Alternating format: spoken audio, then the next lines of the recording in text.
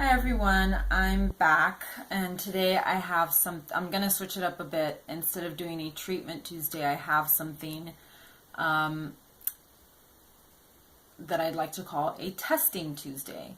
So I have been talking a little bit about my light sensitivity in recent videos, but I believe in one of my last Thursday thoughts, I kind of came on here talking about how I haven't really been motivated to vlog. I have not been feeling myself. I've been kind of sick, but also just, total lack of motivation over it. And that reminded me of a test that I had done in 2013. And this test is called a SPECT Scan. So it's similar to an MRI, except it's just on your head and they don't put you in a tube. But basically this test, it's a diagnostic test, but unfortunately insurance has not approved it for anything, so you can't really get it covered by insurance.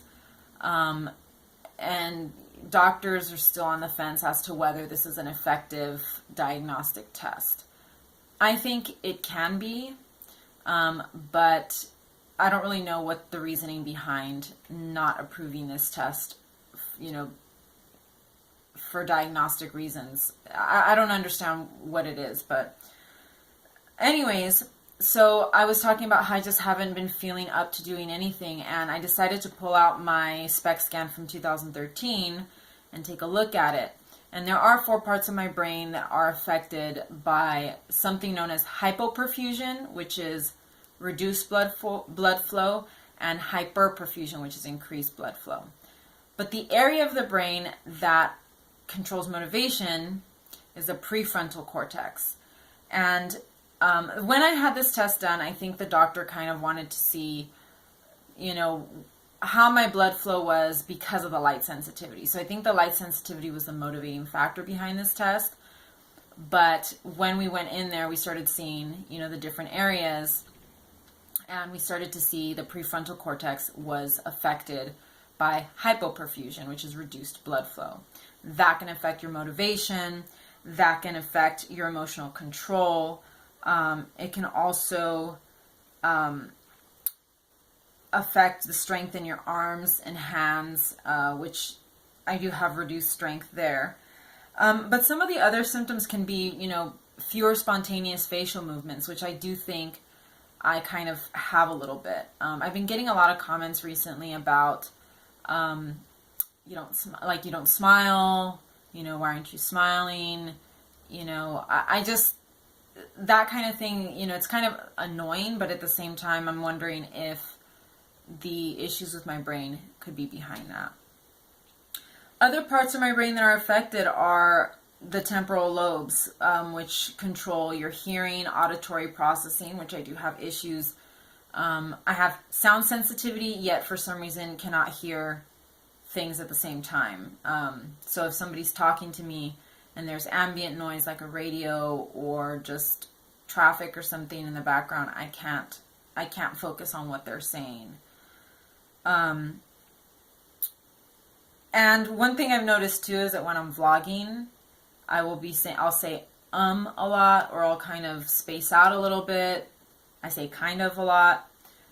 I have difficulty with word recall or putting certain words into the spaces that I have, like that, it's just this weird thing that I cannot deal with when it comes to word recall. And the left temporal lobe, which is more affected in my brain, is in charge of word recall. My thalamus is also affected. The thalamus regulates consciousness and sleep, which I do have sleep issues, and I'm planning on doing a video on that soon, because my sleep issues appear to be getting kind of worse. And the thalamus can also be associated with mood dysregulation, which I haven't seen too much with me. I do have depression and anxiety, but mood dysregulation is more associated with like bipolar disorder, borderline personality disorder, and those are pretty severe illnesses that that are due to mood dysregulation. And I wouldn't say that I am that severe, but I do notice that I have the depression. I don't have the highs that are associated with mood dysregulation, because there are also these highs, energy, you know, kind of like grandiose thinking that is also associated with mood dysregulation, and I don't appear to have that. So that's, my thalamus has hyperperfusion, which is increased blood flow. My basal ganglia also has hyperperfusion. The basal ganglia is associated with movement diseases, actually. And I have discussed previously that I have some muscle stiffness issues in my body, so that can be part of it. But in my evaluation, with the SPECT scan, the doctor said that the basal ganglia is probably what is, or the hyperperfusion in my basal ganglia is probably what is causing anxiety-like symptoms.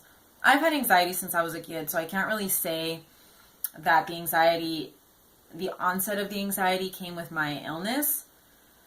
So I may have had these issues ongoing since childhood, but it does say that the basal ganglia can be associated with anxiety type symptoms, which I've had all my life. So maybe I've had these, basal ganglia problems since forever. Some of the weird things that I do notice, apart from my lack of motivation that I've been having a lot of lately, there are other strange little quirks that I've noticed that I have. One of them has to do with the microwave. When I'm microwaving something, and I can't seem to just put, like, if I need to microwave something for a minute, I can't just put 1 minute. I have to put like 55 seconds, 58 seconds, 46. For some reason, I have a hard time just putting 1 minute. And I think that might be a prefrontal cortex issue, because as you know, the prefrontal cortex is your executive function. It helps you make decisions. It helps you just sort of solve a problem. And for some reason, I just can't do things. I can't just be very straightforward with doing something, and I'll agonize over it. Another thing that I do is, if I go out and buy clothes, then I immediately regret it, or I think I could have bought something better, or I could have gotten this cheaper somewhere else, or I could have done, it's just this constant ruminating about the decision that I made, and that it might not have been the right decision, or that I could have made a better decision. So I think all of that may be, obviously that is related to anxiety, but it can also be a prefrontal cortex issue. So those are sort of like little quirks that I noticed. And like I said, I do have auditory issues. I can hear, but it's almost like I can hear everything, and then I can't hear anything. So those are the things that are sort of going on. Those are the most prominent things that I notice going on, besides the anxiety and depression. The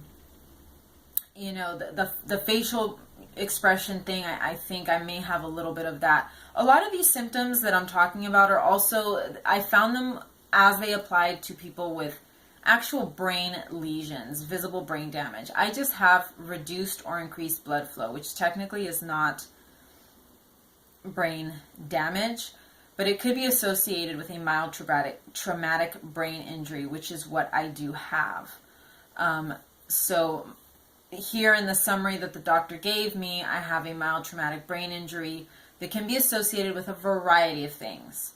One would be a closed head trauma, another one would be an autoimmune disease, an infectious disease, or a neurotoxin illness, which could be mold illness. So it can be anything. So you can have these brain issues from a variety of different things. It's not just, Lyme disease or mold illness or multiple sclerosis.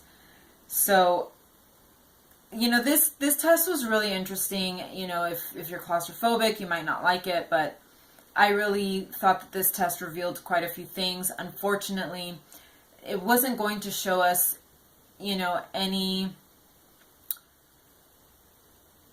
wasn't going to give us a clearer path in treating my light sensitivity. it kind of just established what we already knew as far as my illness. So it is a diagnostic test. It can tell you why you're feeling the way you're feeling, and how your brain is being affected by your illness, but it is not going to really direct treatment any better than a doctor would without this test. It is being used more and more for other conditions like bipolar disorder, attention deficit disorder. Sometimes, if somebody has a brain tumor and they're exhibiting bizarre behavior, depending on where the brain tumor is and what the blood flow that it's obstructing, this test would definitely clear that up, and it'll show you, hey, this tumor is causing violent behavior, or it's causing suicidal behavior, that kind of thing. So that's what I have for today, Testing Tuesday instead of Treatment Tuesday.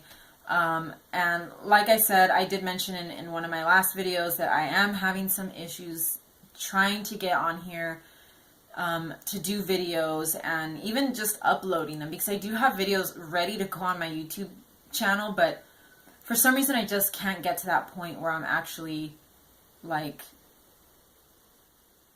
putting them up for some reason, and that's just been something that's been going on with me lately.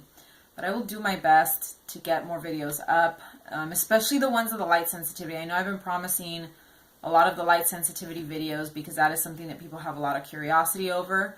And I think it's also helpful because I get so many questions. It's easier to just direct people to my YouTube channel to get their questions answered. So that's what I have for today. I will try to be back. I will try. I'm not making any promises, but I'll try to be back on Thursday, and then of course on Saturday with some more videos. So thank you guys for joining me, and I will see you again soon.